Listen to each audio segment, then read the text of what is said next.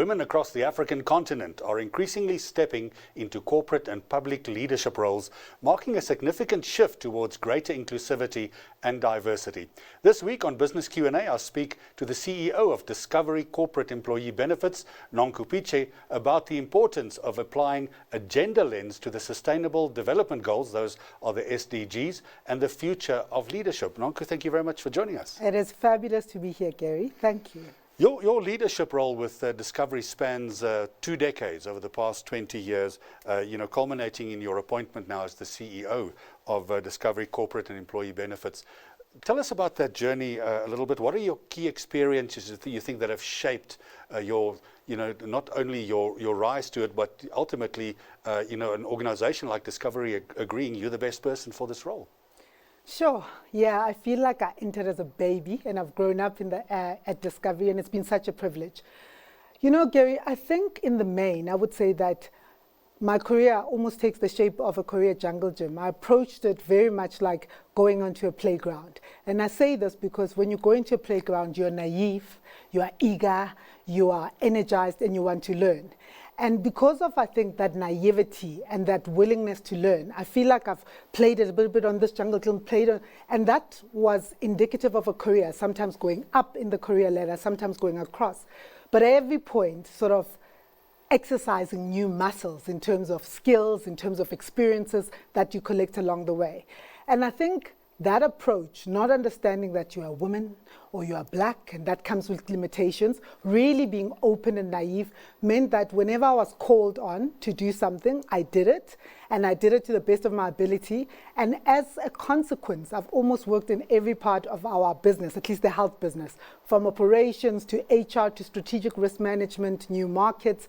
And therefore, when the opportunity came, I'd collected and garnered such vast experiences around how to run a business in different ways that it was almost a no-brainer. I was ready. I had been given the opportunity. I'd taken it, and I'd really, immersed myself in each of them, that when I got to the other side, I felt that I had everything that was needed in order to take on this new challenge. Well, what are your observations about the current landscape? And one doesn't want to call leadership male leadership or female leadership really. It's more about leadership. What are some of your main observations about particularly how, perhaps organizations have embraced, the principle of leadership, like simply being leadership and not being a man or a woman, but certainly there are some observations that one can make along the way. Yeah, nuances. I would say, I think in the first instance, for me, leadership is simply about purpose and about values. And when you get those things right and those things are in flow and aligned, then you're a true leader. And I think we come from a business where purpose is very clear. We're there to make people healthier, and we're there to enhance and protect their lives. And everything we do should be to drive that as a leader in that business, and the values, obviously, that we bring about in doing that. But I do think that there's something special about women in leadership. I won't lie. I think, and I think it's something that the world is starting to embrace, and certainly our business is embracing. I think women bring a certain level of authenticity and kindness to the table. And I think in these times, the times that are complex in terms of what people are going through, kindness is key. So it doesn't mean we don't deliver, but we look at each individual with their circumstances and try to lead them even with those circumstances. I also think that we cannot, it's too soon for us to say leadership is leadership, male or women. I think there's still a lot of work to do, and incredibly important for us to still be advancing women in leadership. In our business, as an example, we started a platform called Discovery Women Move, by women, with women, partnering with the senior leadership in our South African ExCo to say we need to foster more gender inclusivity at the highest level in the organization. And we've done tremendously. And when women see women rise, more women will follow. Nonku, you've played a key role in the organization, in the development of your organization, particularly when it comes to strategy and vision. Can you perhaps give us a few examples of or initiatives that you've implemented, and also to enhance employee benefits and what you see as the overall corporate wellness environment? Thanks, Gary. Importantly for us, especially my executive committee, is that we want to really change lives and leave a legacy.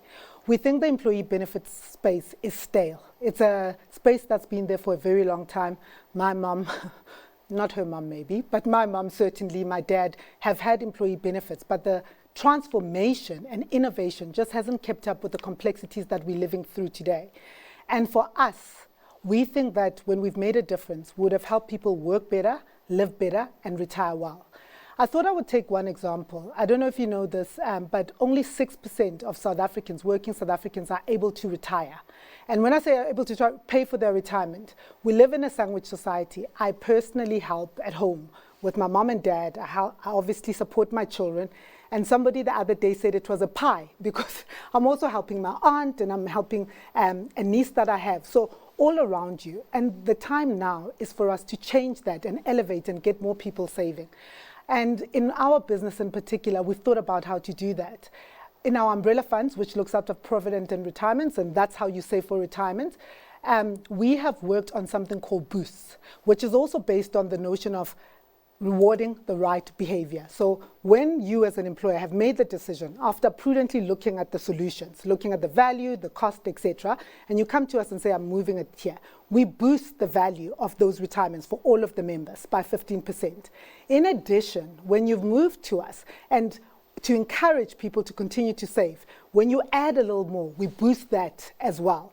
So for us, what is critical is employers and companies providing employee benefits need to innovate in the space. They need to make a difference. We can't leave the industry as we found it 80 years ago and must be the same 80 years later. We must respond to what people are going through today, and employee benefits must work as hard for their people as the people work for us. Well, we're going to have to leave it there, but it sounds like retirement planning is in good hands. Pitje, thank you. Thank you, Nonku, thank you very much for joining us. That was Nonku Pitje, the CEO of Discovery Corporate and Employee Benefits, giving her outlook on the future of leadership in South Africa.